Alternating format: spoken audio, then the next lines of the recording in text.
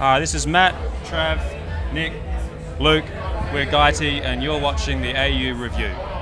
Thanks guys for joining us. Thank you. How's Canadian Music Week treated you so far? It's been great. You know, we've played a few shows and been a few gigs, and been on television. Went on television. So, Rogers TV, cable goodness. Yeah, so it's been fun, and we just played our show here for the Aussie Barbecue, which is the best one of the lot. So yeah, it's been a good week. You know, the Aussie Barbecue is a pretty iconic event now. It's like a bucket list item, I think, for almost every band. Yeah. To come overseas and play a barbecue. You know, what does it mean to be a part of an event like this? Someone? Anyone? Oh, I don't know. It's exciting. You know, it's good to see so many Aussies as well, all in the one place. That's a bit of fun. Yeah, no, it's just really enjoyable. It's sausages and bread, like any good barbecue. There was fairy bread. That was the best bit, I think, the fairy bread. Well, I felt validated, you know, that we're educating the world about our culinary delights.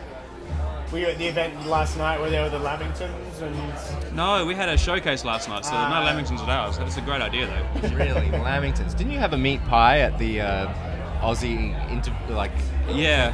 I went to there was a reception for all the Australian bands. I went to that. That's where the Lamingtons were. Oh, okay. I missed. Yeah, because I had a showcase. I had to leave early, but I got a sausage roll. So you know, next best thing. Next best thing, indeed.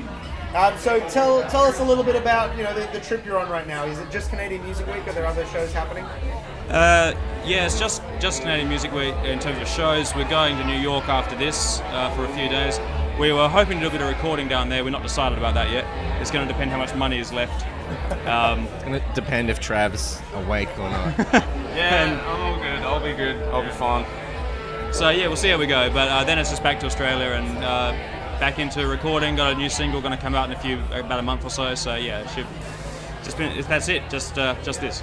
So what can you tell us about the new single? It's a double B-side. And it's two songs. One's called Eyes on You, and it's a sort of a 60s retro, early Beatles type of thing.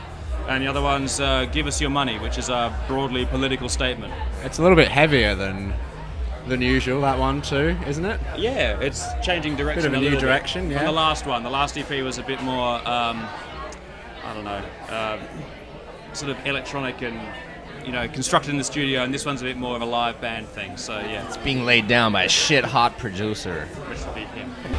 So when are you going to be doing some shows around the single launch? Yes, that would be the idea. The plan is at this stage to try to do some in Adelaide, then get over maybe to Melbourne, and hopefully up to Brisbane. Perhaps we're in the mix for big sound, so if we can get that, that'll be cool. Have you done that one before?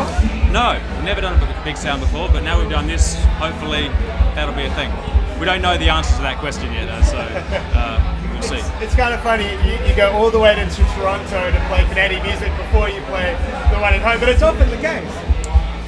We were talking about how Keith Urban completely bypassed Australia on his rapid ascension to the top of the country music world, because people here know exactly who he is, and he was then, presented to us as an Aussie before we even knew who he was. But, so maybe that's exactly what's going to happen to us. That's obviously our trajectory, is from here to massive superstardom via big sound.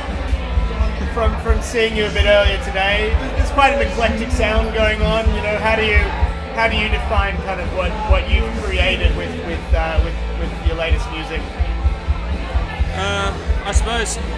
See, I write the songs, and I've got a bit of a Britpop background, all that kind of stuff, so that's sort of the basis of the sound, but then everyone's putting in their own influences, ranging from like a punk background to, new wave and more atmospheric stuff, and so it all sort of, it becomes something, I don't know, it's got its own sound, definitely a territory, but it's also had a weird history, like it was just a solo project of mine at the start, Ghyti.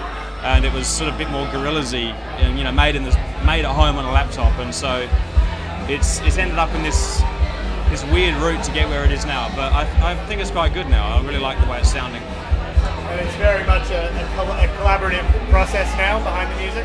Yeah, no, it is, because as I say, I write the songs. I bring in these semi-completed songs, But then we practice it up, and everyone has their own parts, and we work out, you know, we trim the fat and all that. So yeah, we do that together. Fantastic. Well, I hope this is the start of a long relationship with your Keith Urban ascension in a Keith Urban-esque ascension in Canada. Yeah, we're all going to buy hats, and we'll be set. You'll be set. You'll be ready to go.